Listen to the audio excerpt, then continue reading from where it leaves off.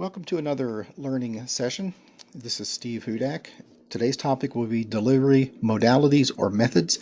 This is pertaining to Module 8 of our online teaching and learning certification class with Dr. Rick Patterson. On store for this session, some basic methods of providing information. We'll look briefly at teleconference, virtual classroom, recorded virtual classroom, self-study, webinars, audio-visual, and then how some of these things might work best for VP University, my primary area of responsibility. So with any session, we want to consider what is the message we're trying to convey and who is the audience that is to receive that message.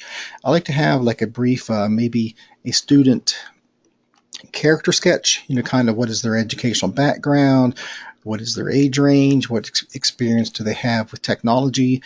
So if I'm teaching some people some more engineering in-depth type stuff, if they're not engineers, well then I got to tailor the message a little more simply and use less jargon, less technical terms that might be used in the engineering world. So I want to make sure that the methods that I'm using match the message. So what methods are available, and we'll talk briefly about some of those from the agenda.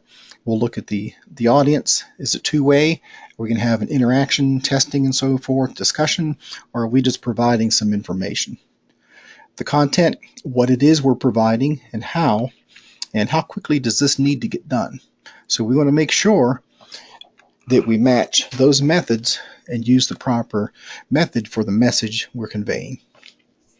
Teleconferencing, a lot of that is maybe one-way type, but if it's strictly phone, well, any meeting, I like to have an agenda. So I know why I'm coming to the meeting, and I also like to make sure my students know why they're coming to this meeting.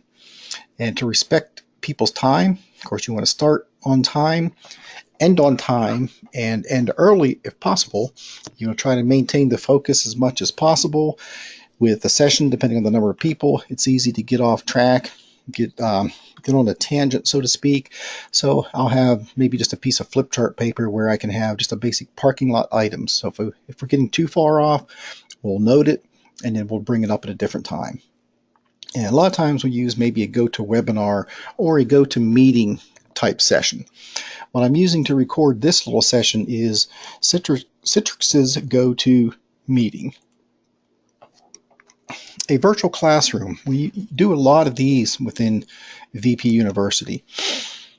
We will have a pre-class communication so that people know why they're coming. When a student registers for a particular class, they'll receive a confirmation email which will contain their webinar link, and they'll also receive some handouts that they can download and look at their own pace. These sessions, I like to have them as scripted as possible, not word for word so they sound natural, but at least have a flow so I know where I'm going. And we normally use GoToTraining platform for that because we can have tests and quizzes, and we can have breakout sessions and more interactive to provide more of an actual in-class experience while being online. Recorded virtual classroom, that's basically results of the above. Depending on the topic, if it's going to be a more lengthy type webinar, we normally will not record and not provide that because there could be a lot of dead time and maybe some questions don't pertain to people. So, but if it's more of a webinar type information, learning, then we will again have it scripted and try to keep it short. Self-study courses, this is where this online teaching and learning certification session that I'm taking with Dr. Patterson can come into play. We can meet the students' needs when they need it, give them information when they need. A lot of times we'll do a webinar topic because we're releasing a new software, and maybe some people need it immediately and they may start using it, and then once they start using it, that's where the learning really takes place. But if they don't have a need right at that time, it may just, go right over their heads, sit on the shelf somewhere, and they may not access it for a long time or maybe forget it altogether. But with the online training, we can have a library of different topics where when a student needs that, they can go out and register for it. Of course, has to have clear objectives and expectations, why they're taking the session and what we hope for them to take away. And absolutely, it must be easy to use, otherwise we might get a lot of one-time students. Webinars, and this can go along with the recorded training webinars. When we use the GoToWebinar platform, a lot of times it's for maybe communicating one-way information. We'll have questions throughout and a definite question and answer period at the end, but very seldom do we have time to do assessment on those types of things, because the audience can range up to about 200 students. So to kind of keep it short and relevant, give them some good information, we tend not to have any type of assessment on those. Audio-visual webcasts, I've kind of shied away from these as far as VP University, because I could not imagine anybody at this point wanting to listen to maybe an engineering discussion on building loads and codes or how to put frames in VP Command.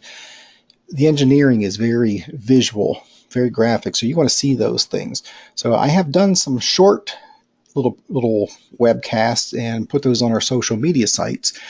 Now, our marketing department, they've done a fairly good job with this, where they'll have like a subject matter expert and kind of a late night talk show format, perhaps with a questioner and answers and so forth, kind of going back and forth, somewhat short.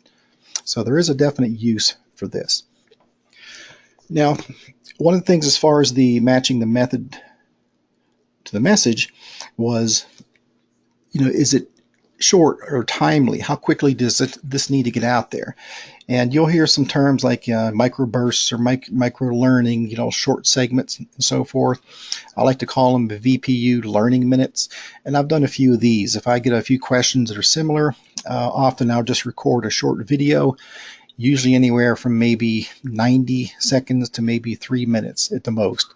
And I just call it just a VPU learning minute, short information, and I typically post those on our social media sites. Facebook, we have a private group.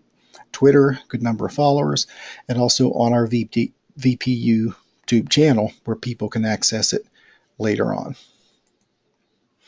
So what works best for myself and VP University, we do a lot of hands-on software training, so it's tough to talk about these things and not have the student get involved. So we do that. We prepare them with our webinars and so forth beforehand, some pre-learning. Once we get more into developing an online learning environment, then we can have those topics available. So we like to prepare them. Then in class, we'll do short segments, and the term chunking is used in training, where instead of giving them a lot of information over a long period of time, we'll just give them short things and have them work with it. So to start off, we may talk about our primary framing, and then they'll put that in our computer system, and then we can get into bracing. They can apply that. So instead of getting one project with everything, they do little short segments that are chunked. We like to have a relevant project assessment. If they're in a class for a day and a half or 2 days, they're working on these different things, and we can see how they're doing throughout the chunking and the little topical input. But we also want to see, how does this all come together? Can they understand the overall picture? So we like to have useful materials. On the right here is just a little section from a webinar I did, VP Command from A to Z, where I tried to have a different letter for the alphabet and different topics within our computer system. Provide some information, try to keep it fun and educational. And absolutely, we have to have good follow-up to keep the learning going, keep them a part of VP University. So I'll have post-class webinars, typically 4 to 6 weeks after they leave a training class, so we can do a checkup to see how they're doing, give them more information, and help them along. We also encourage them to get involved in our social media. With our private Facebook group, it's just for our students and our customers, and they can share information. We have people all the time, they'll ask a question, and we have close to 400 previous students, builders, customers that can apply and offer their input information. So regardless of what you use, always consider the message you're trying to convey, the audience, who is it going to, and then look at some of those messages. What works best? Is it teleconferencing? Is it going to be a webinar? Is it online? Maybe a combination of all of those. But most importantly, don't forget to consider the message and the audience. And thank you for listening.